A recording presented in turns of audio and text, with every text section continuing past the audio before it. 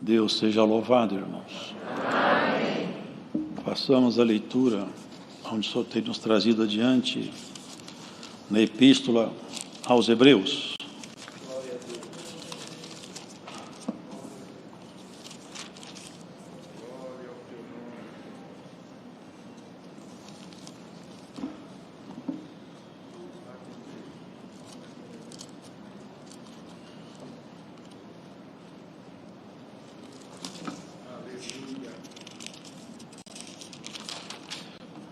Capítulo 1.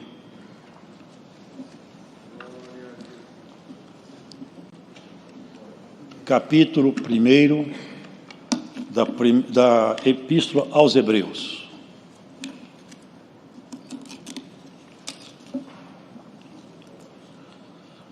Havendo Deus antigamente falado muitas vezes e de muitas maneiras aos pais, pelos profetas, a nós nos falou nesses últimos dias pelo Filho, a quem constituiu herdeiro de tudo e por quem também fez o mundo, o qual, sendo o resplendor da sua glória e a expressa imagem da sua pessoa, e sustentando todas as coisas pela palavra do seu poder, havendo feito por si mesmo a purificação de nossos pecados, assentou-se à destra da majestade nas alturas, feito tanto mais excelente do que os anjos, quanto herdou mais excelente nome do que eles. Porque a qual dos anjos disse jamais: Tu és meu filho, hoje te gerei. E outra vez: Eu lhe serei por pai, e ele me será por filho.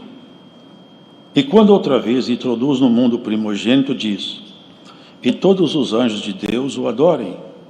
E quanto aos anjos, diz: O que de seus anjos faz ventos, e de seus ministros labaredas de fogo? Mas do Filho diz: Ó Deus, o teu trono subsiste pelos séculos dos séculos, cetro de equidade é o cetro do teu reino. Amaste a justiça e aborreceste a iniquidade. Por isso Deus, o teu Deus, te ungiu com óleo de alegria mais do que teus companheiros. E tu, Senhor, no princípio fundaste a terra, e os céus são obra de tuas mãos. Eles perecerão, mas tu permanecerás. E todos eles como roupa envelhecerão. E como mantos enrolarás, e como um vestido se mudarão, mas tu és o mesmo, e os teus anos não acabarão. E a qual dos anjos disse jamais: Assenta-te à minha destra, até que ponha os teus inimigos por escabelo de teus pés? Não são porventura todos eles espíritos ministradores, enviados para servir a favor daqueles que hão de herdar a salvação? Amém.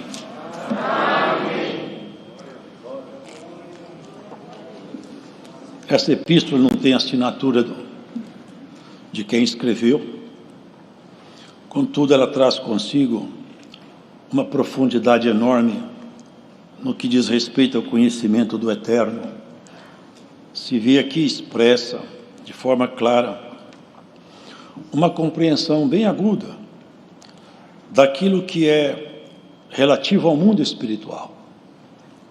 E aqui nós vemos a declaração aberta de que Deus já havia falando há muito tempo com as pessoas. Isso se faz referência certamente ao Antigo Testamento.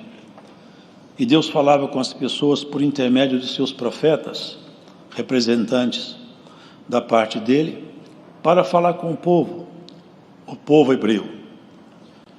Nesses últimos dias, aqui já faz referência ao tempo da graça, da vinda do Senhor em diante.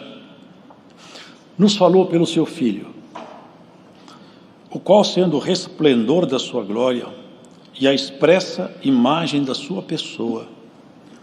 Os irmãos percebem a palavra que aqui está exposta? Jesus é a expressa imagem da pessoa de Deus, a expressa imagem. Então, irmãos, é diferente de Adão. Foi feita a imagem de Deus. Jesus não. Jesus é a própria materialização de Deus. É expressa imagem, é a própria materialização de Deus entre os homens. Porque os homens buscam mestres, gostam de buscar mestres para si mesmos. Mas veja, nenhum dos mestres que os homens se inclinam perante eles, nenhum deles carrega consigo as credenciais proféticas, mesmo para aqueles que podem não conhecer Jesus na sua divindade. Mas sobre ele existem anúncios antigos de homens santos, tomados pelo Espírito de Deus, que anunciaram sobre essa colocação feita na Epístola aos Hebreus. Isaías disse assim, olha que interessante, o seu nome será Emanuel. Emanuel não é o nome de registro de Jesus. Na frente, Isaías fala outra vez, o seu nome será maravilhoso, conselheiro, Deus forte, Pai da eternidade, príncipe de paz. Nenhum desses nomes é nome de registro.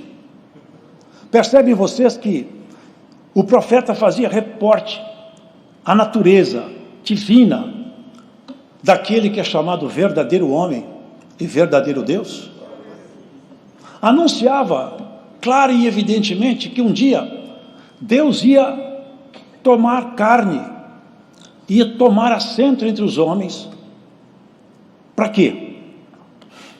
Porque aí nós temos que entender, irmãos, na realidade, e aqueles que porventura assistem esse culto e não são domésticos na fé, meditem nisso aí.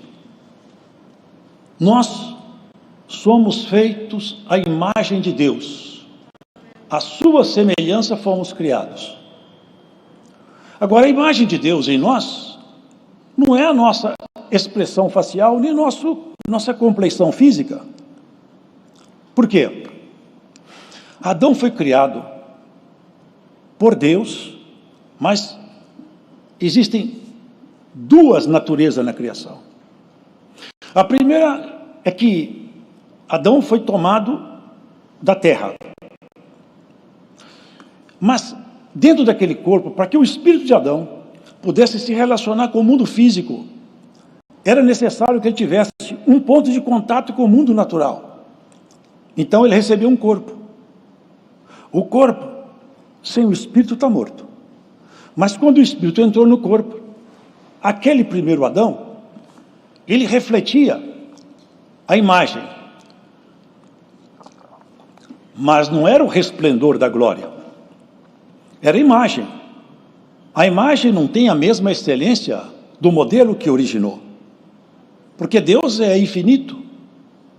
E não há nada que se possa falar, isso é igual a Deus, porque Deus não tem par. Nada. A palavra fala que nem os céus dos céus podem conter nosso Deus. Nada pode contê-lo. Ele não pode ser contido em lugar nenhum, por causa da sua grandeza e majestade. Exceto que ele, por um amor muito grande, se faz presente dentro do coração daquele que ele criou a sua imagem. Essa é uma obra maravilhosa, porque Adão trazia alguns atributos que até hoje os homens trazem. A imagem de Deus no homem não se perdeu completamente. O grande problema é que, para entendermos isso, Tiago fala na carta dele. Com a sua boca, você bendiz a Deus e maldiz os homens feitos à imagem e semelhança de Deus. Portanto, Tiago ainda afirma que a imagem e semelhança de Deus está nos homens. Mas ela está como? Talvez nós pudéssemos fazer uma analogia. Um grande fazendeiro, um proprietário poderoso, que tivesse um filho muito parecido com ele, fosse a sua imagem, e esse menino, semelhantemente à parábola do filho pródigo, Ele saiu de casa e foi-se embora e se perdeu na sua aventura. Comia bolotas de porco, que na verdade são uma espécie de vagem de sabor grosseiro que os porcos comiam.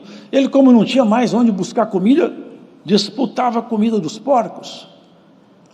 Devia estar barbudo, devia estar cabeludo, os cabelos desgrenhados, as unhas sujas, a sua veste toda suja, o seu rosto desfigurado pelo sofrimento.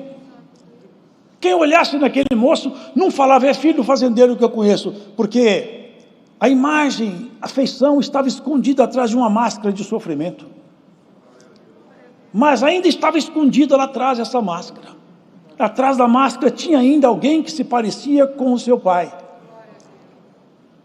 Mas não dava para reconhecer mais. É isso que aconteceu com os homens. Alguns atributos dos homens persistem. Por exemplo, a inteligência. É um atributo divino. Um animal não tem inteligência. Tem habilidades. Inteligência não. Nós temos capacidade de fazer escolhas. Ninguém mais tem na criação, somente nós. Nós sabemos pesar o sentimento de justiça em nosso coração. Nós sabemos aquilatar sentimentos. Animal tem afeto? Tem. Mas o sentimento que está em nós de amor, de reconhecimento, não tem no mundo animal. Afeto sim, até a gratidão animal existe. Mas a gratidão inteligente é superior à gratidão animal. Então os homens carregam com eles esses tributos ainda. Algumas pessoas não têm vida espiritual, são pessoas naturais. No entanto, se observa nele algumas coisas excelentes. Porque Paulo falou: quando os gentios praticam as obras da lei, não tendo eles lei, para si mesmos são lei, e confessam a lei gravada em seus corações, quer acusando-os, quer defendendo-os. Ó, irmão, se tem gente aí fora que guarda alguma coisa de Deus nele, nós temos que guardar muito mais do que eles. Nós temos que sair para a disputa para ser cada vez mais representante legítimo de uma imagem restaurada. Quando aquele menino voltou, ele já voltou desiludido com a sua própria história, porque ele tentou construir sua história fora do pai. E quem constrói a história fora do pai, desconstrói. Fora de Deus não há história a ser construída. Fora de Deus não há trabalho que possa durar. Fora de Deus não há nada que vale a pena. Sem Deus tudo está perdido. Sem Deus a sua história acabou. Você é um miserável, cego, desgraçado e nu. Mas se Deus te amparar nos braços, você é a pessoa feliz, reencontrada. Aquele menino voltou. E os irmãos sabem, nem preciso entrar muito em detalhe, mas ele não voltou como um filho que reivindicava a sua posse de pai, porque já havia ele recebido a sua herança. Voltou ao quebrado, machucado, mas ele aprendeu uma lição. Na casa de papai eu nunca passei fome. Quantas pessoas estão buscando comida aí, irmãos? Em filosofias caídas, em caminhos perdidos. Cristo te dá comida de graça e não te cobra nada. Alimenta a sua alma, sustenta você na sua caminhada. Te chama de filho e filha, e ninguém te tomará da mão dele, porque aquele que ele elegeu não perde, e ele batalha para o inferno. Voltou aquele menino, aquele moço. Eu sempre imagino essa cena, me vem na mente isso aí. Todo alquebrado, sujo, maltrapilho. E ele não queria reconhecer nem a condição de filho, ele queria a condição de empregado. Eu vou na casa de papai porque os empregados dele vivem melhor que eu. Glórias a Jesus Cristo. Se você tem alguma atividade nessa obra, levanta a mão para o céu, trabalha para o teu rei, com carinho, com zelo, com alegria, porque trabalhar para Deus é investir na eternidade. Aleluia. Isso vai regimentar alguém que está ouvindo essa pregação. Volte a trabalhar para o rei. Você correu da casa do rei, essa palavra te busca hoje nessa pregação. Aleluia. Você vai buscar alguém aí escutando essa pregação. Um laço vai te amarrar, um laço chamado afeição, uma corda vai te prender, chamada amor. Volta-te para mim, que eu me voltarei para ti, te diz o teu Senhor. Aquele menino caminhava, irmãos, e pensando, vou pedir emprego para papai. Basta de sofrer, estou cansado de chorar. Estou cansado de passar fome e vergonha. Eles falaram, seu menino está voltando. Está voltando, meu filho? Meu filho é. O menino falava, papai, eu quero ser um empregado, me aceita como empregado na sua fazenda. O papai falava, eu quero meu filho de volta. Estou com saudade do meu filho. Aleluia. Ô irmão, oxalá que essa palavra traga alguns filhos de volta para a casa paterna. Hoje, nessa pregação, eu sinto o Espírito de Deus me visitar, irmão. Aleluia. Ó filho, volta para a casa do seu pai. Tem um chamado hoje aqui nessa pregação, irmãos. O pai chegou. Olha como nós somos, irmãos. Olha como nós somos. Olha como é a nossa natureza. O irmão dele viu que o irmão chegava, e o pai preparou uma festa tão grande, e matou um bezerro cevado, e fez tocar aqueles sons de alegria, mandou tocar música lá na fazenda, falou, meu filho estava perdido e voltou, ele morreu, mas agora ele voltou a viver. É isso que aconteceu conosco, com a humanidade, irmão. Todos perdidos, e Jesus veio estampar em nós a imagem que estava ofuscada, desgrenhados cabelos, barbudos, sujos, cheirando mal, com as unhas pretas, as vestes rasgadas. É isso que ele fez. O resplendor dele, projetado em nós, restaura nossas vestes. O filho não quis entrar na festa. Eu não vou na festa. Por quê? Porque esse seu filho aí foi para o mundo e se perdeu, o senhor faz essa festa toda. E eu sou sincero e fiel, o senhor nunca matou nem um cabrito por minha causa. Mas meu filho, você é meu filho, tudo que é meu é seu. Você não entende? Irmãos, todos que estão aqui na fé, nós herdaremos a glória. O senhor falou assim, olha a oração do senhor. Pai, eu quero que eles sejam um comigo, como eu sou um contigo. Tudo que é meu é seu. Vocês entendem essa questão? Nós fomos feitos herdeiros de toda a glória de Deus. Não é uma pequena herança. A glória de Deus passou a ser da igreja. Cristo, com o Novo Testamento, ele marcou nos cartórios dos tribunais eternos um direito irrevogável de herança. Por isso que aqui na terra, às vezes te falta uma coisa, falta outra, e tem muitos que estão aí para o mundo, volta falando em língua, tendo uma virtude tão grande. Eu estou aqui todo o tempo, não tenho, ele chegou agora, está cheio de virtude. É o filho que voltou para a casa do pai. O pai está contente, o pai está chorando de alegria, e você não quer entrar na festa.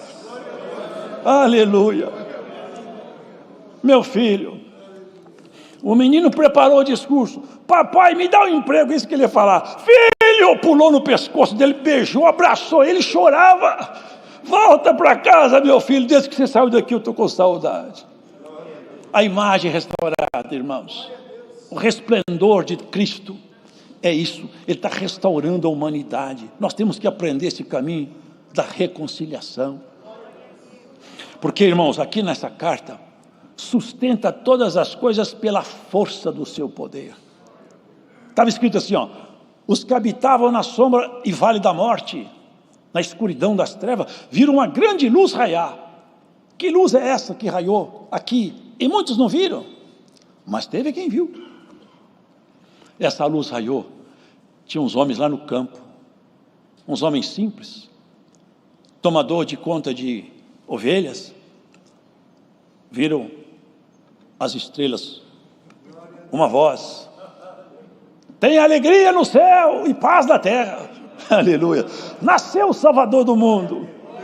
Irmão, rei Herodes, toda a culpa de Roma, o poder do Império Romano, todos eles não escutaram nada, mas lá no campo uns homens simples escutaram, porque essa graça não passa pelo crivo das autoridades humanas, passa pela revelação no coração dos homens simples.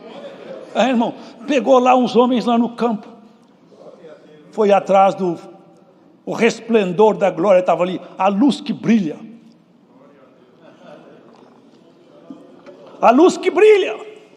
o oriente do alto que visitava o homem, a estrela da manhã que apareceu, envolto em panos, dentro de uma cocheira, porque nem estalagem tinha. Um ambiente pobre. Trouxeram incenso, mirra e ouro, salvo o melhor juízo. Nós viemos aqui adorar o Rei dos judeus. Nasceu, a esperança chegou. Olha, querido, o tempo da vinda do Senhor foi um anúncio de boas novas. Mas olha, agora, breve tempo, não sabemos quando, vem o retorno dele. Vai ser muito melhor. Agora não vão ser os magos no campo, vai ser a igreja debaixo do sol. Aonde você estiver, por onde você estiver, você vai escutar o seu nome. E não é esse nome que sua mãe te deu no cartório, nem que seu pai registrou, não. É um nome lá em cima. Nome que está lá em cima nos registros eternos. Já leram o que foi escrito? Abriram seus livros e abriu-se o livro da vida. Que coisa, hein? Que coisa maravilhosa. Você lá embaixo, o Senhor te chama um nome impronunciável. Levanta aqui, ó príncipe. Desfilando no meio daquela corte celestiais de anjos. Você vai ter seu nome registrado na eternidade, passando no século, entrando dentro do palácio. Esse aqui passou debaixo das barbas do dragão. Foi tentado, provado. Passou por todos os processos, mas nunca deixou de me amar. Toma assento comigo. Aonde eu estiver, eu quero que eles estejam também. O que é meu vai ser deles. Aleluia. Não é ouro, não é prata, é glória divina. É poder, é majestade, é conhecimento, é regozijo, é alegria no Espírito. São os tabernáculos da glória. Um dia ele nasceu de uma mulher. Era o verdadeiro homem. Mas o Deus que sustenta, aqui fala que ele criou todas as coisas e sustenta todas as coisas pela força do seu poder. Até o ímpio é sustentado pela força de Deus. E pasmem-se, porque pode parecer estranho. Até o inimigo, ele está debaixo da sustentação de Deus. Porque no dia que Deus tirar a sustentação dele, ele vai para os abismos de lá e nunca mais vai sair. E ele só está aqui porque ele é útil.